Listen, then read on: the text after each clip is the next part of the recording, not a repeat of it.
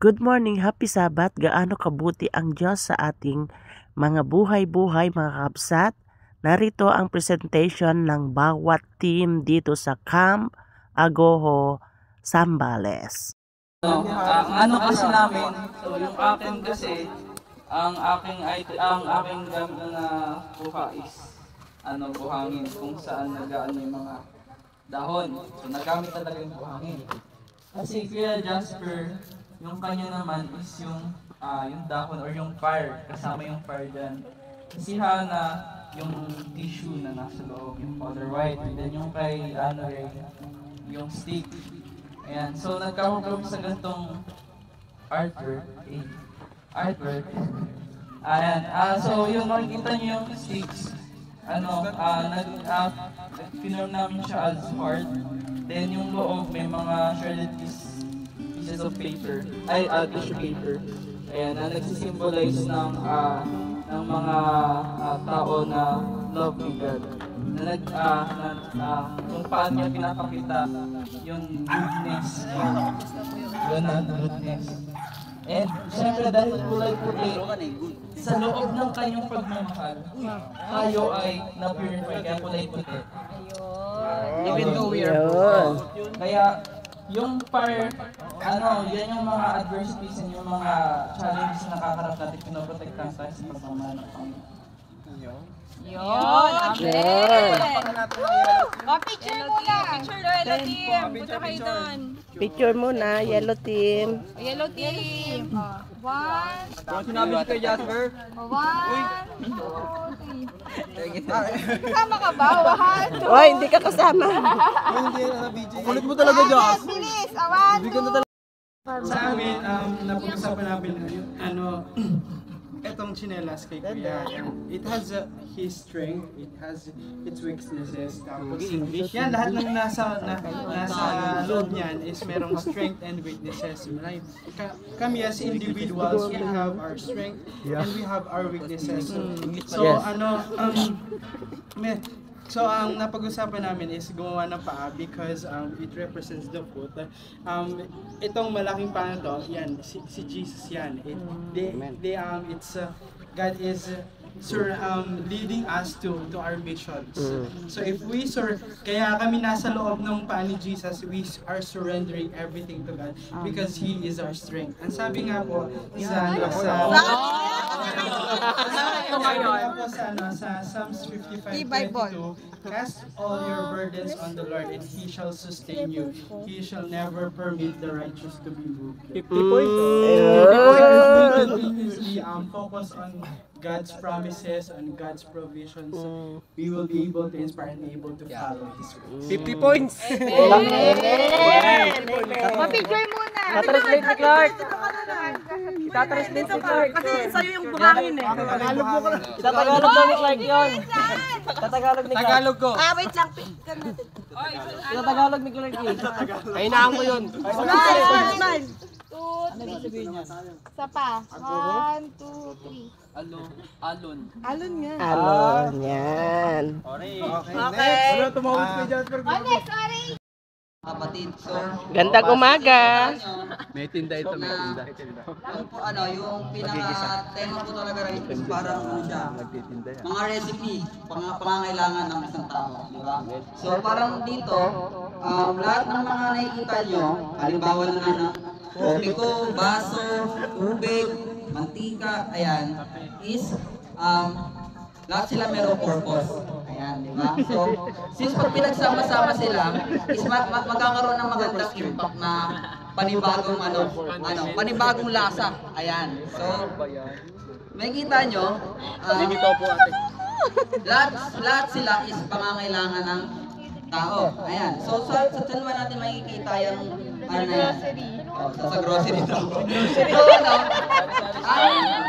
So, sa kusina andyan pa rin yung binigay ng Panginoon na mga blessings na kahit na since itlog mantika lang ganyan, siyempre meron pa rin impact at meron din sustansya na nakakaiba.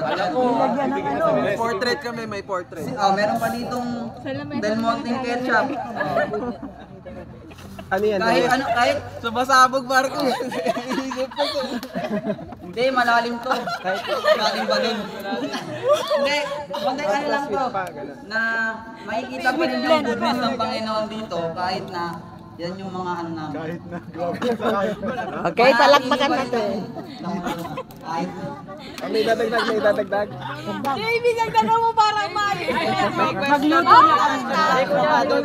Hindi mo lalim, magulo. May question lang from other group. Ano kasi yung kanya parang itatranslate mo pa.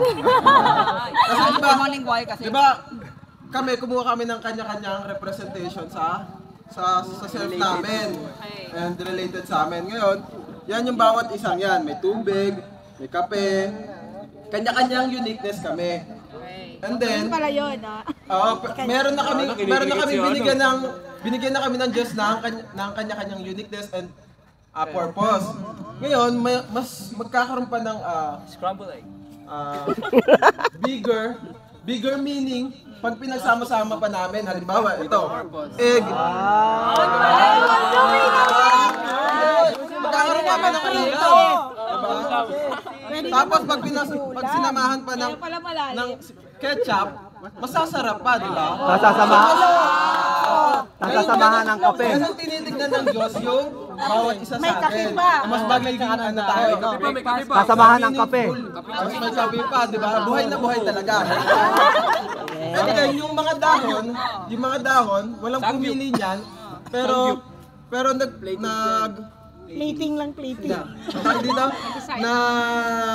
Re-represent nun is yung si God, na siya yung maglilit ng something sa amin para mas maging meaningful. Para mabuhay. At saka, yun, para magkaroon ng buhay. Tapos yung picture, tignan niya guys, ang ganda. last 10 na to.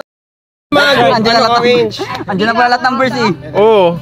Sa alon, isang verse lang eh. Dito ang dami. Meron kasi namatay dati. Kala ko inalaya ng ano eh. Altar pala. Yan.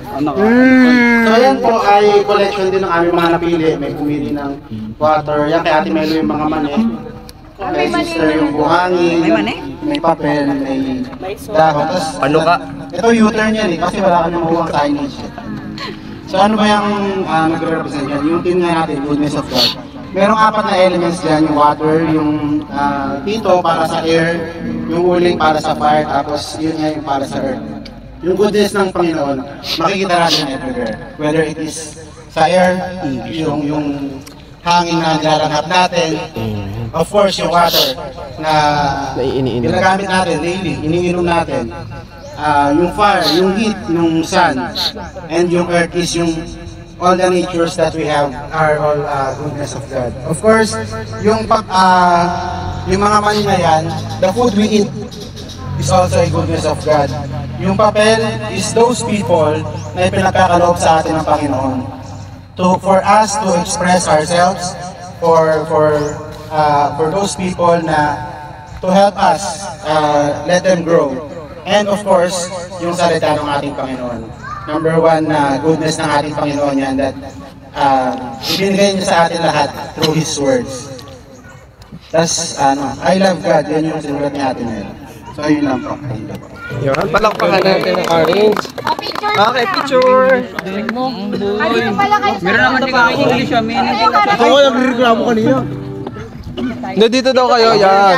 Okay. O, yung mga hindi talaga orange ya. Malis muna kayo. walang galang na. Okay. 1, 2, 3. Isa pa. 1, 2, 3. Dito tayo sa fully paid. May passer, mamaya na mo, sabay ko pa. Ito sa amin, yung team namin, di ba dapat i-connect daw sa goodness of God? So yun naisip namin, para Garden of Eden siya. Ayan. Ito yung puno, tapos ito si Adam, tsaka si Eve. Ayan. Teka lang, isi-zoom lang ni Claire. Isusum lang natin. Wait lang si Adam. Ayan si Adam, tsaka si...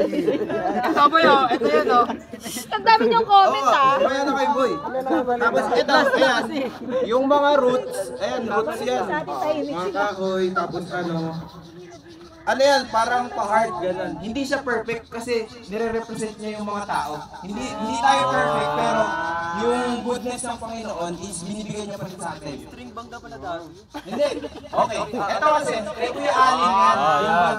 Yung parang naisip ko na, paano kaya i-incorporate yung bag doon sa team namin? Guardian of Eden yun. Di ba, ito, eco bag siya sa nature din, ganun. Simple lang. Akala ko sasama mo na yun lahat. Kala ko isasaka mo si Satan. Kala ko babagbulo si Satan. Parang yung bag daw is full package siya, nandun lahat. Ayaw niyang parang may naiiwan siya, ayaw niyang may nakakalimutan siya, may kulang sa kanya, ganun. So, kailangan sa ating mga tao, maging parang magtayo. Huwag natin hayaan na magkulang tayo, lalo-lalo na sa Panginoon. Video mo rin ako.